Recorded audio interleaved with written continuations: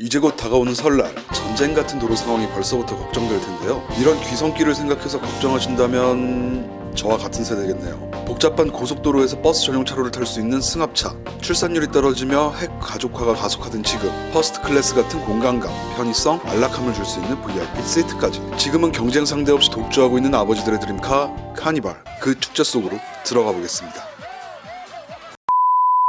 1997년 한국에 휘몰아친 IMF의 여파와 부실한 경영으로 인해 기아그룹은 부도유예 적용 대상이었어요. 그런 상태의 기아를 멱살 잡고 끌어올린 1등 공신이 1998년 1월에 출시한 카니발 1세대였습니다. 당시 미니밴은 미국과 일본 업체만이 주도적으로 출시했고, 한국에 있는 승합차는 그레이스나 베스타, 이스타나 같은 소위 봉고차라 불리는 원박스형 미니버스가 대세였는데요. 이 봉고차는 사람을 많이 태우는 것이 목적이었기 때문에 운전이 어렵고 짧은 본넷으로 인한 안전성 문제, 단가를 낮추기 위한 낮은 편의사항이 불만이었습니다. 그리고 IMF 이후로 근로환경이 여유로워지면서 어느 정도의 편의성을 갖춘 차량에 대한 수요를 원하는 목소리가 높아졌고, 여가를 보내기 위한 안전성도 원하다 보니 국내 최초 미니밴이라 할 수 있는 카니발이 이와 맞물려서 판매량이 호조를 보였습니다. 이후 안전규제나 배출가스 규제 등으로 원박스형 승합차들이 2000년대 중순 전부 단종되면서 미니밴의 수요가 더 높아지게 되었죠. 그런데 원박스형 승합차 중 2004년 30만 킬로미터를 달린 봉고3가 아직까지도 420만 원에 팔리고 있네요. 카니발 1세대 모델은 SUV와 세단의 중간처럼 생긴 디자인을 보였고요. 매연 문제가 매우 심각했다고 합니다. 고속도로에 진입해 악셀을 깊이 밟으면 소독차 같았다고. 2010년 조기 폐차 제도로 인해 그 많았던 카니발 1이 순식간에 사라졌다고 합니다. 2001년 페이스리프트된 카니발 2가 출시되었는데요. 카니발 1에 비해 완성도를 높였고 실내 인테리어를 대대적으로 개선하여 사실상 풀체인지에 가까운 변화를 주었다고 합니다. 하지만 매연과 엔진 내구성 문제는 여전했다고 하네요. 그중 매연 문제는 주민의 민원까지 들어갈 정도라고 했어요. 미니밴은 SUV와 다르게 승합 세금 혜택을 보고 구매하는 소비자들이 많았는데, 경유 가격은 휘발유 가격과 차이가 점점 좁혀지고 승합 혜택은 11인승 이상으로 적용되고 배출가스 5등급이라 운행 제한까지 생겼으니 중고 매물이 올라와도 아무도 사지 않았다고 합니다.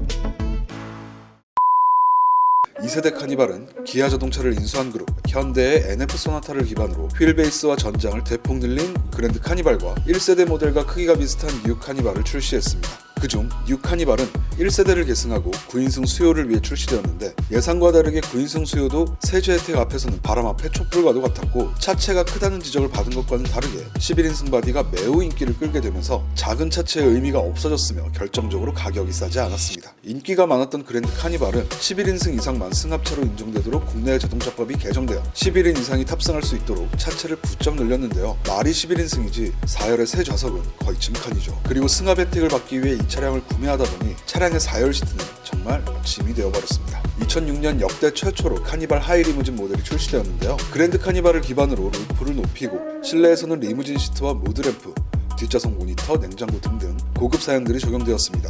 유명인들이 사용하면서 전국적으로 유명해지기 시작했고, 특히 연예계에서는 하이 리무진 카니발이 스타렉스 같은 승합차와 스타크래프트 같은 고급 밴 사이를 메꾸는 역할을 하며 많이 팔리기 시작했습니다. 2010년 1월부터 부분 변경이 이루어진 카니발 R이 판매되었는데요. 이때부터는 피터 슈라이어가 주도하는 새로운 기아 패밀리 룩이 적용되었습니다. 호랑이코 그릴과 LED 사이드 리피터 등 디자인이 일부 수정되었죠. 계기판도 요즘 계기판과 비슷하게 검은색 배경에 하얀 글씨로 변경되어 보다 시인성이 좋게 나왔다고 합니다. 특히나 2013년 11인승 이상 승합차부터는 110km 스피드 리미터를 의무적으로 장착하여 출시하게 되는데요. 그러다 보니 2012년에 출시된 카니발 R의 중고 판매량이 증가하는 모습도 보였습니다. 2014년 YF 소나타의 플랫폼으로 올류 카니발이 출시되었습니다. 이때부터 광고의 컨셉이 달라졌는데, 이전 광고는 MPV 카니발의 사용성을 컨셉으로 삼았다면, 이때부터의 광고는 가족과 함께 할 수 있는 카니발을 컨셉으로 감성 광고를 하기 시작했습니다. 2015년 4월에 등록한 2016년식 올류 카니발입니다. 주행거리는 12만 6천 km 주행했고요. 디젤 엔진입니다. 오른쪽 프론트 핸더만 교환된 무사고 차량입니다. 이때부터 대용량 센터 콘솔을 적용할 수 있게 되고, 4열 팝업 싱킹 시트가 적용되면서 4열을 접어놓고 3열을 최대한 밀게 되면 수입 미니밴과 비슷한 좌석 간격을 보여주게 되었죠. 하지만 세수 혜택을 위한 꼼수라고 보는 시각이 크죠. 이 싱킹 시트 때문에 4륜 카니발을 기대한 사람들에게 아쉬움을 주게 되었습니다. 세로형의 인테리어가 수평 가로형으로 변경되면서 더욱 넓어진 인상을 줍니다. 운전석과 뒷좌석 썬루프가 장착되어 개방감까지 함께 주고 있고요. 2세대부터는 향상된 편의 장비들이 대거 장착되는데요. 올류 카니발 7인승 리무진에는 2열 VIP 시트를 기본으로 탑재하면서 수입 미니밴을 확실하게 겨냥하게 됐습니다. 2016년 11월에 등록한 2017년식 올류 카니발 7인승 리무진입니다. 주행거리는 49,000km로 꽤 짧은 주행거리를 보이고 있고요. 가솔린 엔진입니다. 7인승의 좌석 배열은 223으로 9인승의 2223보다 훨씬 넓은 공간을 갖게 되죠.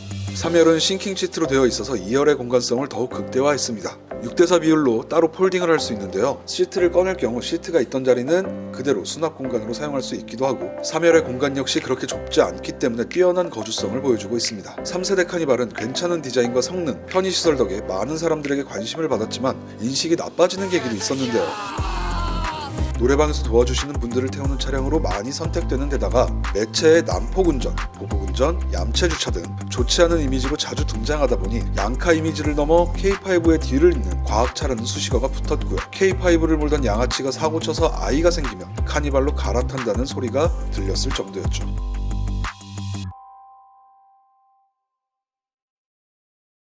2015년 서울 모터쇼의 KC 노블이 카니발 리무진의 공간 활용을 극대화하여 고급 튜닝 버전 노블 클래스 카니발을 공개하기도 했습니다. 이런 튜닝은 가격이 거의 차값만큼 하기도 하고요. 그래서 저희가 갖고 있는 많은 카니발 중에 이런 카니발도 있습니다. 올류 카니발 하이 리무진 9인승 프레스티지입니다. 이름처럼 하이루프가 탑재된 카니발이고요. 높아진 공간만큼 시원한 거주성을 제공합니다. 특히나 인테리어 소재를 모두 고급 소재로 사용을 했고요. 일반 암레스트가 아닌 마치 비즈니스석의 그런 팔걸이로 변경을 했습니다. 바닥재 또한 일반 매트가 아닌 대리석을 깔아서 엄청 고급스러운 분위기를 연출하고 있습니다. 대리석으로 낮은 무게중심을 구현한 건가요? 이 차량은 실내 튜닝만 3천만원 정도 들었다고 합니다. 2018년 5월에 등록한 2018년식 주행거리 39,000km밖에 달리지 않은 정말 좋은 상태의 차량입니다. 교환 내역 하나 없는 완전 무사고 차량이고요. 저희가 판매하는 가격은 4,690만원입니다. 가족 때문에 카니발을 사려고 하는 차주들이라면 이런 튜닝까지가 드림카의 범위일 텐데요. 4천만원대의 튜닝된 차를 구매해 드림을 실현하는 것은 어떨까 합니다.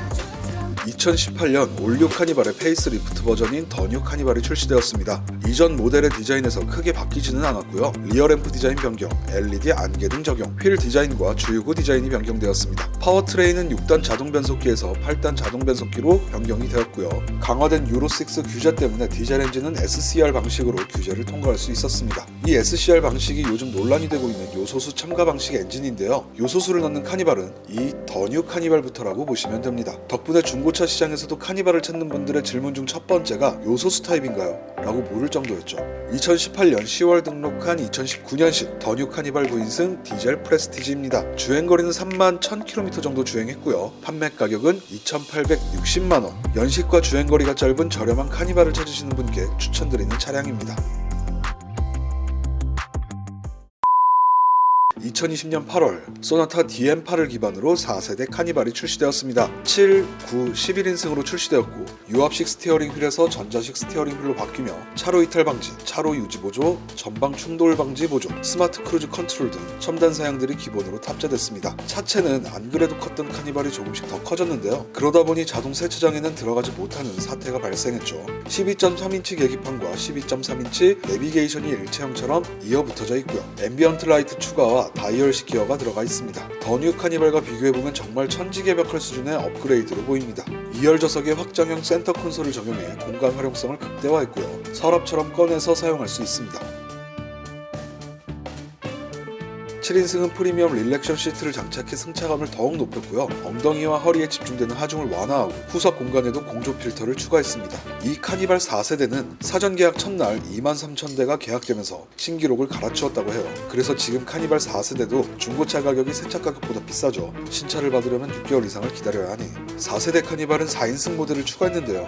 8,683만원부터 시작해서 옵션을 추가하면 1억에 가까운 금액이 된다고 합니다. 비즈니스 용도로 사용된다고 하네요. 한국에서 카니발의 경쟁작은 수입 차량밖에 없는데요. 현대의 스타리아가 경쟁을 하려고는 하지만 봉고차의 향기를 없애지 못해 경쟁이 되질 못하고 있죠. 영업용부터 승차감을 극대화한 고급형까지 다양한 형태의 MPV를 보여주고 있는 카니발. 가족이 생기면 사야 하는 카니발이라는 공식을 계속 유지할 수 있을까요? 지금까지 중고차 정보부였고요. 보고 싶은 차가 있다면 댓글로 남겨주세요. 감사합니다. 내가 찾는 차량을 빠르게 보고 싶으시다면 좋아요와 구독, 알림 설정을 해놓으시기 바랍니다.